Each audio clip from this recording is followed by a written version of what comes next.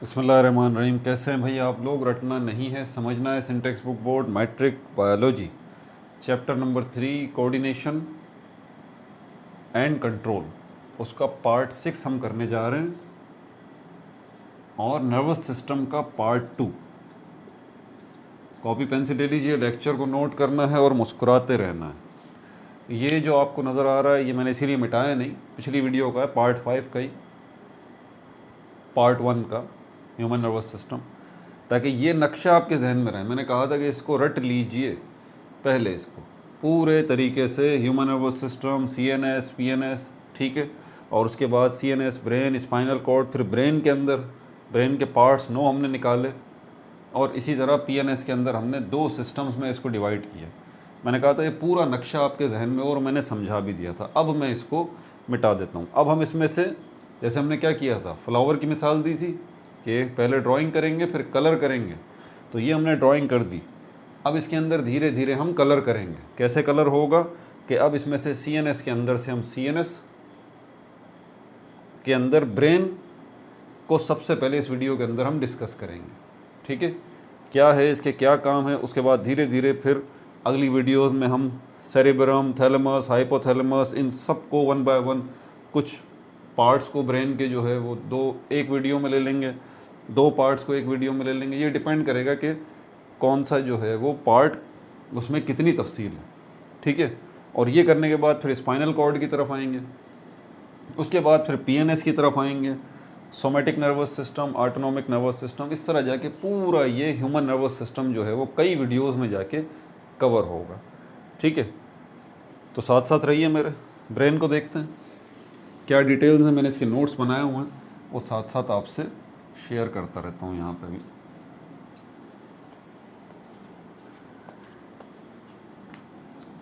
Brain क्योंकि controller है आपकी पूरी सारे ऑर्गन सिस्टम्स का, इंसान के अंदर जितने ऑर्गन सिस्टम्स हैं 8-10, ब्रेन जो है वो उनका कंट्रोलर है।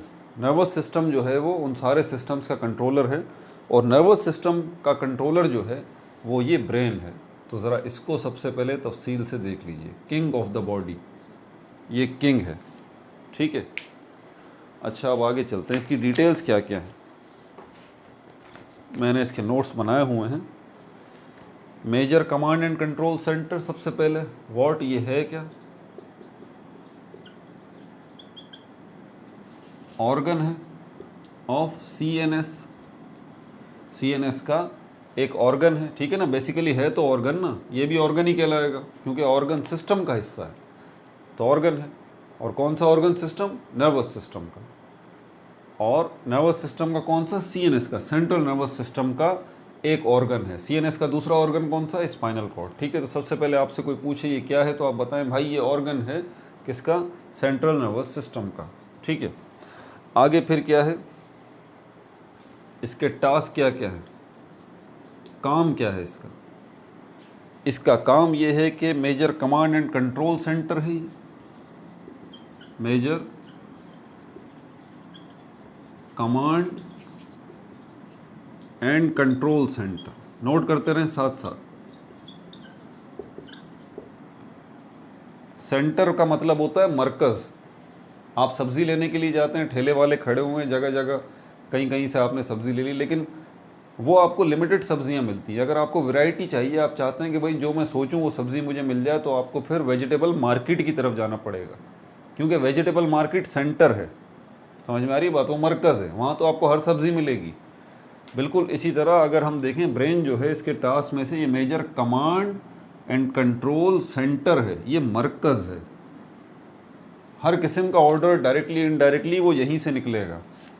कमांड का मतलब हुक्म देना, ठीक है, डायरेक्ट ऑर्डर, इनडायरेक्ट ऑर्डर सब यहीं से निकलेंगे। दूसरी बात, कंट्रोल, अहकामात दे के, हुक्म दे के, ऑर्डर्स दे के, कमांड्स दे के, इसने इन सारे सिस्टम्स को कंट्रोल भी यही असल में करता है, और यही मकसद है, यही इसका सेंटर है, ठीक है, यही मरकज़ है। अच्छा, और क्या है? तो ये तो इसके बुनियादी काम हो गए। आगे इसके जो है वो अदर टास्क अगर देखें, अदर टास्क, दूसरे टास्क इसके कौन कौन से हैं, ये आपके नोट्स भी बन रहे हैं। अगर इसी डिटेल के साथ आप जो है ना वो पेपर में इस तरह इसको अटैम्प्ट कर दें ना, तो इंशाल्लाह इस पर भी आपको मार्क्स मिल जाएंगे, कोई मसले की बात नहीं। अब यहाँ पर रिसीव करना, रिसीव स्टिमुलाई, याद आया? स्टिमुलाई वो चेंज जो कि या तो विद इन द बॉडी हो रहा है, इंटरनल एनवायरनमेंट में कोई चेंज हो रहा है, या फिर एक्सटर्नल एनवायरनमेंट में कुछ चेंज हो रहा है, आउटसाइड ऑफ द बॉडी कोई चेंज हो रहा है, किसी भी किस्म का चेंज हो रहा है, जिसको स्टिमुलाई या स्टिमुलस कहते हैं। स्टिमुलाई प्लूरल है और स्टिमुलाई सिंगुलर है। ये उस चेंज को रिसीव करेगा, और ये चेंज किससे रिसीव करेगा? रिसेप्टर से रिसीव करेगा। रिसेप्टर कहाँ से रिसीव करेगा? उस जगह से जहाँ से उसे वो इन्फॉर्मेशन मिली है। रिसेप्टर आपकी पूरी बॉडी में हर जगह पे मौजूद है, क्योंकि आपकी पूरी बॉडी के अंदर कहीं भी कोई भी चेंज आ सकता है। देखें, चेंज की बात की है ना मैंने, किसी भी किस्म का चेंज आ सकता है। आपकी बॉडी के अंदर ब्लड प्रेशर है, उसमें चेंज आ सकता है। आपकी बॉडी के अंदर कहीं पेन हो सकता है, कोई भी वाक्य आपकी बॉडी के अंदर हो सकता है। तो ये रिसेप्टर हर जगह पे मौजूद हैं। ये ब्लड में मौजूद हैं, ऑर्गन्स में मौजूद हैं, सेल्स के साथ मौजूद हैं, हर जगह पे। क्योंकि जब ब्रेन को कंट्रोल करना है ना, पूरी बॉडी को, एक एक ऑर्गन को, एक एक सेल को, एक एक टिश्यू को, सबको कंट्रोल करना है, तो कैसे कंट्रोल करेगा? जब पता लगेगा कि वहाँ पर कोई चेंज आ रहा है, तो चेंज को कौन बताएगा? रिसेप्टर बताएगा। तो रिसेप्टर, हर किस्म के रिसेप्टर्स मौजूद हैं और हर जगह मौजूद हैं। उनका काम ही ये होता है कि वो ज़रा सा भी चेंज फील करते हैं, फ़ौरन किसको पहुंचाते हैं? जाके किसको ये पहुंचाते हैं? ये ब्रेन को पहुंचाते हैं। इसी तरह बाहर की इंफॉर्मेशन के लिए रिसेप्टर्स कौन कौन से हैं? 5 सेंस ऑर्गन्स हैं आपके। स्किन है, नोज़ है, आइज़ है, टंग है, ठीक है, ईयर्स हैं। ये 5 हवा से खमसा जो हैं, ये बाहर की मालूमात जो हैं, जो भी हैं, वो सब की सब ये डिटेक्ट करते हैं, ये ऑर्गन्स। और इनमें, इनके पास भी रिसेप्टर्स मौजूद होते हैं। तो रिसेप्टर का तो बहुत बड़ा किरदार है। समझ में आ रही है बात? क्योंकि ये बाहर किसी भी किस्म का चेंज आ रहा हो, आपको गर्मी लग रही है या सर्दी लग रही है, आपकी स्किन में मौजूद रिसेप्टर्स जो हैं इस इन्फॉर्मेशन को, इस स्टिमुलाई को, इस चेंज इन टेम्परेचर को आगे आपके ब्रेन तक पहुंचाना इनका काम है। तो ब्रेन जो है इस स्टिमुलाई को रिसीव करेगा, और इसको भेजेगा कौन? रिसेप्टर भेजेगा। जायका, टेस्ट में कोई चेंज आ रहा है, मुंह में खा रहे हैं आप, जायका का यहाँ भी रिसेप्टर्स मौजूद हैं। मतलब ये कि ये तो बहुत डिटेल्ड बात है। रिसेप्टर्स को लेकर चलूँ तो ख़त्म ही नहीं होगी बात, कि हर जगह पर रिसेप्टर्स मौजूद है। ज़रा इस चीज़ को समझिए। तो रिसीव करना रिसेप्टर्स से इस स्टिमुलाई को, ब्रेन का ये काम, पहले इस इंफॉर्मेशन को, इस स्टिमुलाई को या इस चेंज को, जो कुछ भी हो रहा है बाहर आपकी बॉडी के या बॉडी के अंदर, इसको रिसीव करना किसका काम है? ये ब्रेन का काम है, ठीक है। उसके बाद ये रिसीव करने के बाद अब क्या करेगा वो? अब जो है उसके बाद फिर ये डिसीजंस आर मेड, यहाँ पर फैसला होगा। डिसीजंस आर मेड, फैसला होगा। किस किस्म का फैसला होगा? किसी भी किस्म का फैसला हो सकता है। मिसाल के तौर पर बाहर, अगर आप घर से बाहर निकलते हैं और बाहर बहुत ज़्यादा ठंड हो रही होती है, आप बगैर कपड़े पहन, वो जैकेट पहन के चले गए, अम्मा आपको चिल्लाती नहीं, अम्मा बोलती नहीं भाई जैकेट पहन के चले जाओ, जैकेट पहन के चले जाओ, आप नहीं जा रहे, आप तो बाहर चले गए। जैसे ही आप बाहर गए, बाहर बहुत ज़्यादा ठंड हो रही थी, आपकी स्किन ने इस ठंड को डिटेक्ट किया फ़ौरन, और रिसेप्टर्स फ़ौरन ये इन्फॉर्मेशन ब्रेन की तरफ लेके गए। ब्रेन ने क्या किया? इसका एनालिसिस किया, इसका तज्जिया किया कि ये इससे, ठंड से बॉडी को होगा क्या। तो नतीजा ये निकला, ब्रेन ने ये नतीजा निकाला कि भाई इससे जो है वो ठंड लगेगी बहुत ज़्यादा, आपकी बॉडी डैमेज हो सकती है, आप बीमार हो सकते हैं। तो वहाँ पर ब्रेन ने डिसीजन लिया। डिसीजंस आर मेड, फैसला किया क्या? वापस घर में जाना चाहिए और जैकेट पहन लेनी चाहिए, अम्मा सही करी थी। बात समझ आ गई? तो डिसीजंस जो भी हैं वो भी यहाँ पर लिए जाते हैं। और डिसीजंस लेने के बाद कन्वे कर दिए जाते हैं ये decision, convey to effectors. Effectors वो ऑर्गन है जिन्होंने हुक्म की तामील करनी है, जिन्होंने ऑर्डर्स जो है वो कैरी करने हैं। अब ऑर्डर्स किन किन को मिलेंगे इस सिचुएशन के अंदर? जब आप बाहर गए, ऑर्डर्स आपका ब्रेन जो है सबसे पहले तो टांगों को बोलेगा भाई घूम जाओ, हाथों को बोलेगा, नज़रों को बोलेगा, कान, आपकी पूरी बॉडी को बोलेगा कि टर्न अराउंड, घूम जाओ, घर की तरफ जाओ। तो टांगे, हाथ, पैर, आपकी नज़रें, सर, ये सब हरकत जब ही कर सकते हैं जब ब्रेन ऑर्डर देगा। ब्रेन ऑर्डर दिया, सब चीज़ें हरकत में आ गई, आप घर पहुंच गए, हाथ उठाया, डोर नॉक किया, ये सारे काम जो है वो ब्रेन के ऑर्डर से ही हो रहे हैं, सब ब्रेन करवा रहा है। तो ये जो भी ऑर्गन्स ये काम कर रहे हैं, ये सब इफेक्टर्स हैं।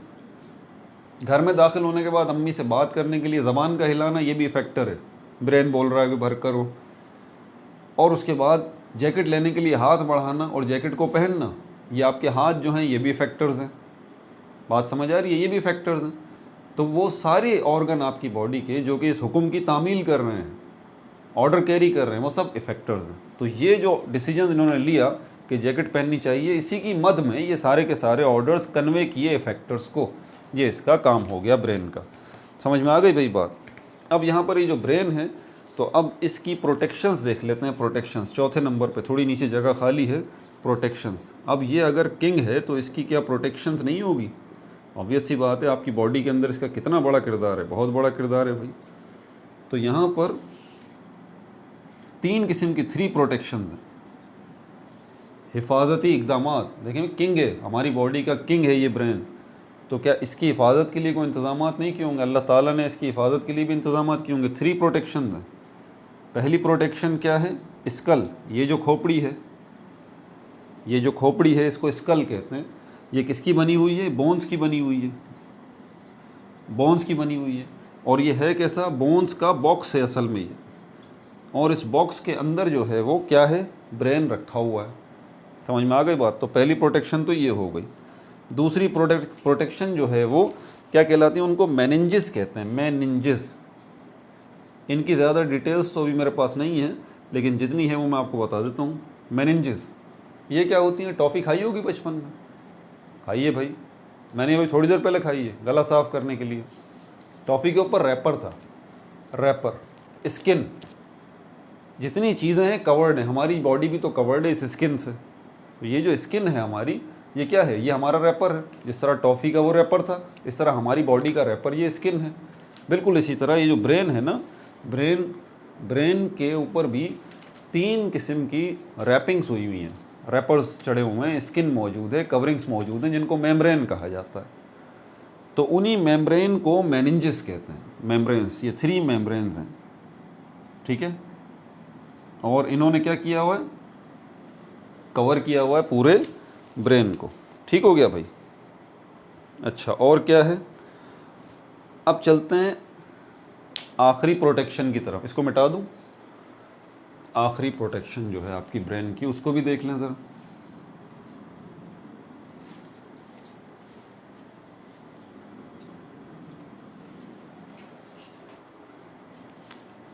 ये liquid protection, liquid protection, liquid, ठीक है भाई। इसको हम क्या कहते हैं? ये कहलाता है CSF, CSF। इसका पूरा वर्ड है cerebro spinal fluid, cerebro spinal fluid. नाम से पता चल रहा है, फ्लूइड जो है लिक्विड को कहते हैं।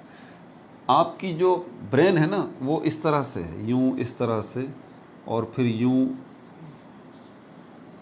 इस तरह से, पूरा गोल नहीं है इस तरह। ये बीच में कैविटीज़ बनी हुई, दरारें बनी हुई हैं। कैविटी मतलब दरार, खाली जगह, खाली जगहें भी हैं कुछ। तो ये ब्रेन के बीच बीच में खाली जगहें भी मौजूद हैं इस तरह से। ये एक जगह है इस तरह, ये देखें, ये दूसरी जगह होगी, ठीक है, ये इस तरह से। ये जो खाली जगह हैं, कैविटीज़ हैं, इनमें ये लिक्विड अल्लाह ताला ने भरा हुआ है, ठीक है। ये लिक्विड, ये फ्लूइड जो है वो भरा हुआ है, ताकि धक्का लगने से कि ये ना हो कि ये जो वो अंडे लेके आते हैं कभी कभी, मुझे लाने का इत्तेफाक होता है अक्सर घर के लिए, बच्चों के लिए अंडे। तो फिर मैं क्या करता हूँ, अंडे भी तो नुकसान दे सकते हैं एक दूसरे को। अब अंडों को लाना बड़ा मुश्किल काम है, क्योंकि अंडे अगर इधर उधर दूसरे किसी चीज़ से टकराए तब भी अंडे टूट जाएंगे। अंडे अगर खुद से टकरा गए तब भी अंडे टूट जाएंगे। अंडों का बड़ा मसला। तो क्या किया जाता है कि बाहर से भी बचाया जाता है अंडों को, और अंडों को अंडों से भी बचाया जाता है। और उसके लिए अंडों के बीच में भी थोड़ी बहुत ये घास फूस वगैरह ये वो कुछ रखते हैं, सॉफ्ट सी चीज़, ताकि अंडे आपस में टकरा के एक दूसरे को नुकसान ना पहुंचाएं, टूट ना जाएं। एग्जैक्टली ब्रेन के जो पार्ट हैं ये भी थर्स्ट लगने से, धक्का लगने से, ये क्या है, प्रेशर लगने से आपस में कोलैप्स ना हो जाए, एक दूसरे में घुस ना जाएं और इस तरह से एक दूसरे को नुकसान ना पहुंचा दें। तो एक लिक्विड इनके दरमियान जो है वो भरा हुआ है, इसी लिक्विड को जो है हम CSF कहते हैं, सेरेब्रो स्पाइनल फ्लूइड कहते हैं। समझ में आ गई बात? ये किस किस्म की प्रोटेक्शन देता है? क्वेश्चन आ सकता है ये, question like protection, question like protection.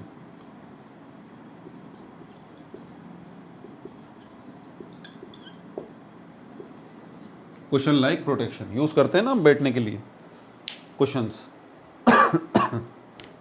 ठीक है भाई, ये बात भी हो गई, प्रोटेक्शंस की बात हो गई ब्रेन की। अब चलते हैं आगे, और क्या है हमारे पास? बस अब जो पार्ट्स ऑफ ब्रेन हैं वो हम इंशाल्लाह, ये पार्ट 2 हो गया। अब इसके बाद हम सेरिब्रम को डिस्कस करेंगे। इसमें वीडियो बड़ी बनेगी क्योंकि इसमें डिटेल्स बहुत ज़्यादा हैं। हो सकता है कि सेरिब्रम जो है वो एक से ज़्यादा पार्ट्स, 2 पार्ट्स में सेरिब्रम ही बन जाए। ठीक है, तो सीखने के लिए आए हैं, अगर वाकई सीखना चाहते हैं तो भाई मेरे साथ रहें, वरना नोट्स उठाएं, याद करना शुरू कर दें, पेपर दे दें, बस पास हो जाएंगे। परेशान क्यों हो रहे हैं? लगाएं रट्टे। अपना बहुत ज़्यादा ख्याल रखिएगा। No like no subscribe, only share.